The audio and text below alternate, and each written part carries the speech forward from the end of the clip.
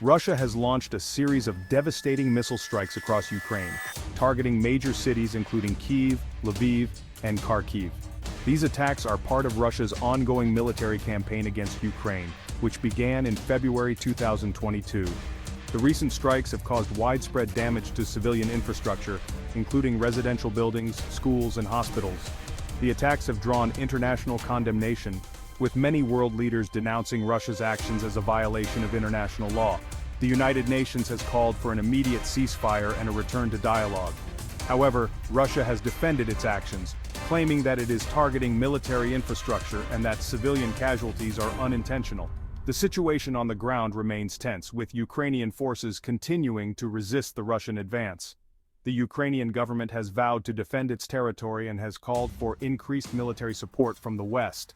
The outcome of the conflict remains uncertain, but the recent escalation of violence is a worrying development. The relentless Russian missile strikes have inflicted a heavy toll on Ukrainian civilians. Hundreds of innocent men, women, and children have been killed, and thousands more have been injured. The attacks have created a humanitarian crisis, with millions of Ukrainians displaced from their homes. One particularly heartbreaking incident occurred in a playground in Kiev.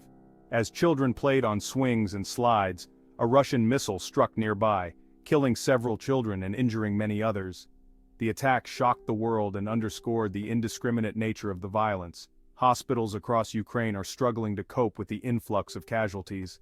Medical supplies are running low, and doctors and nurses are working tirelessly to save lives. The international community has responded with humanitarian aid, but the needs remain immense.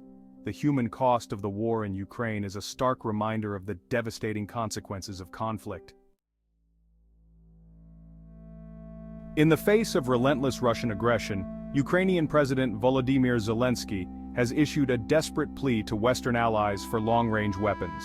Zelensky argues that these weapons are essential for Ukraine to defend itself against Russian attacks and to deter further aggression.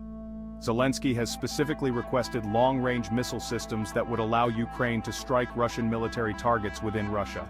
He argues that this capability is necessary to degrade Russia's ability to wage war and to force them to the negotiating table. However, Western allies have been hesitant to provide Ukraine with long-range weapons, fearing that it could escalate the conflict and lead to a wider war with Russia. The United States and other NATO members have provided Ukraine with significant military aid, including anti-tank and anti-aircraft weapons, but have stopped short of providing long-range offensive weapons. The debate over providing Ukraine with long-range weapons highlights the delicate balance that Western allies are trying to strike in the conflict. On the one hand, they want to support Ukraine's right to defend itself against Russian aggression. On the other hand, they are wary of escalating the conflict and risking a wider war with Russia. Some argue that providing Ukraine with long-range weapons is the best way to deter further Russian aggression and to force them to negotiate an end to the conflict. They argue that Russia only understands strength and that a more robust military response is needed. Others caution that providing Ukraine with long-range weapons could backfire, leading to an escalation of the conflict and potentially drawing NATO into a direct confrontation with Russia. They argue for a more cautious approach, focusing on diplomacy and economic sanctions to pressure Russia. In a significant development, the first batch of F-16 fighter jets has arrived in Ukraine, marking a new chapter in the country's aerial warfare capabilities. The arrival of these advanced fighter jets, provided by Western allies, is expected to bolster Ukraine's air defense and provide a much-needed boost to its fight against Russian aggression. The F-16s are considered to be more advanced than the Soviet-era fighter jets that Ukraine currently has in its fleet. They are equipped with advanced radar systems, electronic warfare capabilities, and a wider range of air-to-air and air-to-ground missiles. However, the arrival of the F-16s has also been met with a setback.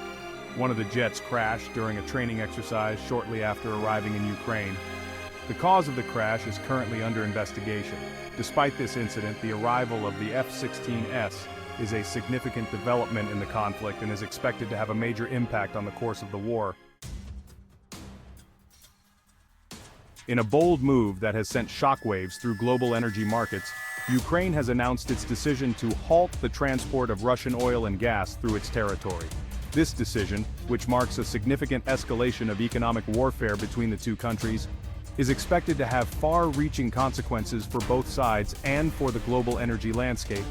Ukraine has long served as a transit route for Russian oil and gas exports to Europe, earning billions of dollars in transit fees annually.